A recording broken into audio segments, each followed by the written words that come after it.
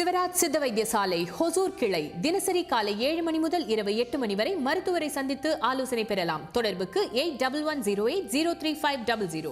Venezuela நாட்டின் நீண்ட கால அதிபர் நிக்கோலஸ் மதுரோ அமெரிக்க ராணுவத்தால் அதிரடியாக கைது செய்யப்பட்டுள்ள நிலையில் அந்நாட்டின் இடைக்கால அதிபராக பொறுப்பேற்றுள்ள டெல்சி ரோட்ரிக்ஸுடன் பிரதமர் மோடி இன்று தொலைபேசியில் ஆலோசனை நடத்தினார்.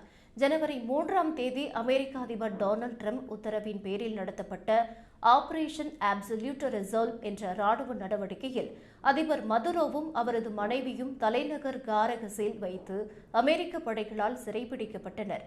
அவர்கள் தற்போது நியூயார்க் சிறையில் அடைக்கப்பட்டுள்ள சூழலில் வெனிசுலாவின் புதிய தலைமையுடன் இந்தியா தனது உறவை வலுப்படுத்த தொடங்கியுள்ளது. டெல்சி ரோட்ரிக்ஸுடன் பிரதமர் மோடி இன்று நடத்திய உரையாடலில் இரு நாடுகளுக்கும் இடையே அனைத்து துறைகளிலும் உறவை மேம்படுத்தவும் புதிய உயரத்திற்கு எடுத்துச் செல்லவும் இருவரும் ஒப்புக்கொண்டுள்ளனர். அமெரிக்கா தற்போது இந்தியா மீது 50% இறக்குமதி வரியை விதித்துள்ளது. இதில் 25% ரஷ்யாவிடம் இருந்து எண்ணெய் வாங்குவதற்காக விதிக்கப்பட்ட தண்டனை வரியாகும். இந்நிலையில் உலகின் மிகப்பெரிய எண்ணெய் இருப்பு வைத்துள்ள வெனிசுலாவின் ஆட்சி மாற்றம் ஏற்பட்டுள்ளதால் அமெரிக்காவின் நேரடி கண்காணிப்பில் அங்கிருந்து மீண்டும் இந்தியாவிற்கு எண்ணெய் வர்த்தகம் தொடங்க வாய்ப்பு உருவாகியுள்ளது.